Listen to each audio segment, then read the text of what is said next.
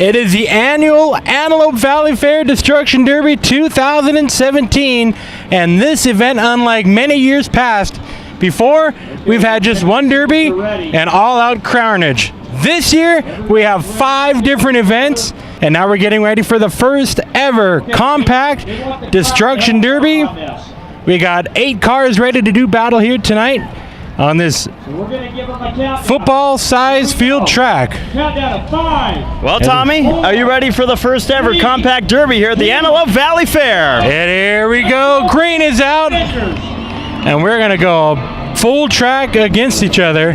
And the first one to make contact will be the Bandit and the one. I'm looking now. They're all going after each other. We've lost a brake light. I think the Bandit can no longer see anymore at the back window. John Carter in the number 42, Dan Bacella in the number 69. I'll give you the rest of the names that I have on our very small sheet. Patrick Elliott in the 22, Gustavo Lamelli in the 16. And that is all the drivers that I have. The rest are either late entries or decided not to enter. Well, to add to the fun, Tommy, we do have 2 onboard cameras in this event. One carried by Dan Pachella in the 69 machine. John Carter carrying the other one. Though Carter looks like his car's already kind of stuck. Now, Tommy, this year the rule is we're not doing heat races. We're not doing any of that. One and done. Yeah, the rule is don't do that. Well, the 13 has figured out a way to make an oval track out of it. The 11 JP machine making some hits early in this one. Is moving. So if you sit for more than a minute, it's not 2 minutes like some derbies we've been to. 1 minute, you sit, you're done. So far, it looks like the compact cars are putting on some hits and staying alive for the most part. And we've seen this, Tommy. You and I, if there's one derby that we could talk about, because we've been in them plenty of times, it's these type of derbies. Yeah, exactly. And they're fun derbies. These things are like toy cars compared to the full-size cars, meaning that these cars, you don't do too much work to get them ready for a derby. You basically strip out the interior and then paint them up and chain the doors shut and go. Very, very limited work to get one of these cars ready. You can really get one of these cars ready done in 2 days compared to the full size where it's a full-on commitment. And even the modified class you're going to see later on, those things are a... 13's making laps right now. Yeah. Now, Tommy, you and I, having been part of this, very different from your full-size derby with rear-wheel drive. Yeah. Here, it's all about protecting the left and the right front. Yes, those are your drive tires, your axles, your front end. Because these cars will run with a busted radiator for a while. Oh, yeah. And you see Dan Bacella putting some hits on John Carter, trying to park him in the center of the arena. We still have 4 cars left running. The 13 somehow has found a way to keep that car going. I think he has a stuck throttle. You might be right, Jeffrey, but that car has only made front-end hits. It has not used the back end, and that's nothing you want to do with these little cars. Classic rookie move. And yeah. Well, there you go. He made it work now, but of course he put himself in a bad spot. Yeah, that's the other thing you have to look out for in these derbies, Tommy. Yeah, you can line up a hit, as we see the 11 JP is trying to get unstuck. The Camacho car, the 16, he's got no tire on the right front, but he's still going. Yeah, you can line up a really good hit, but you want to see if someone else is waiting for you to make that hit. We've both been in the position of going after somebody and then finding out it was a trap. Yes.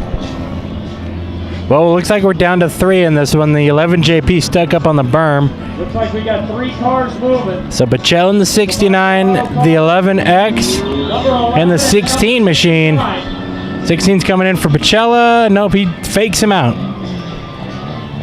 That's another thing. Sometimes in these derbies, you want to hit with the rear with these cars. They're basically just free padding back there. But at the same time, you don't always have that luxury, Tommy. Nope. Sometimes you get stuck or caught in a spot where you can't really move forward. You could give up on a potentially really good hit by waiting to try and put it in position to put it in reverse. Yeah, it's you want to keep moving. And an interesting thing, you see the 11 machine, 11X, he's got a locked up left rear and a flat left front. That thing's slowing down, and Bacella is in position to put on some hits if he can get it up to that 11 machine. And he's doing a great job of keeping moving and using that driver's side of the shield. You cannot hit the driver's door or else you'll be disqualified. The 16 is now done. He has pulled his flag. We're down to 2 cars. So the 11X and the 69 of Pacella. Unfortunately, we do not have all the names for these drivers. Pacella pushing the 11X. Tommy, another good thing about this type of demolition derby is these cars are very accessible. There's a lot of these cars out there in the Plenty world. of them on the road, plenty of them in the junkyard. Pacella putting on a left rear hit. He's trying to lock up that tire even more.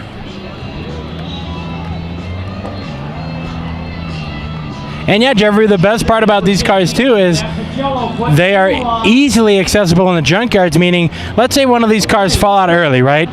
They need a suspension part or something and they can go back to racing next year. You can go to any junkyard and usually find these pieces. Yeah, definitely the cheapest form of demolition derby, unless you count lawnmower. That's true. They do have lawnmower derbies. Bicycle derbies. We've seen motorcycle derbies before too, yeah. Man, sometimes I just don't know what we're thinking. I'm waiting for the cruise ship derbies to come about. Finish off the old Princess versus Canard. It's a little gruesome, but do you think back in the day they had horse derbies? They might have, if it's a lame horse. If it's a lame horse, man. Well, we're seeing 2 All ponies right. playing it out. That's the kind of hit that you want to deliver. You see the huge handicap here on the left front for the 11X machine. And that handicap's really gone now. That tire has come off the beach. It's only a matter of time until the rim will just be spinning in the dirt. Yeah, And that will spell the end if that's a drive wheel. we've been here. We've seen it. Mm-hmm. I wonder if these derbies hurt less than the asphalt ones that we do. A lot less speed, for sure. These look fun because you get to slide around. As you've seen them right now, it throws in a different element. You got to kind of save the car and keep in control.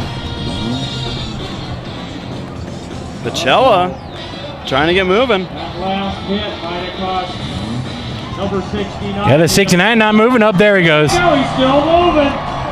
He's probably taking a lunch And break. it is difficult because now you're in a really strategic portion of this derby.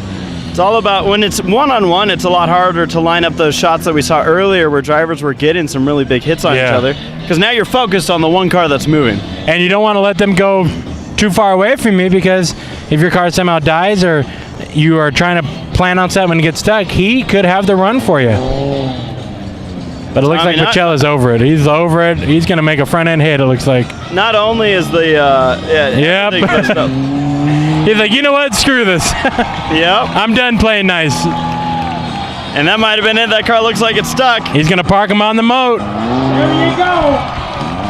And we'll see.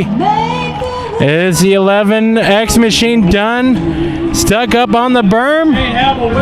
And He's got 1 minute to we'll see. And it is over. Dan Pacella in the number 69 will grab the win here in the Compact Destruction Derby feature at the Antelope Valley Fair.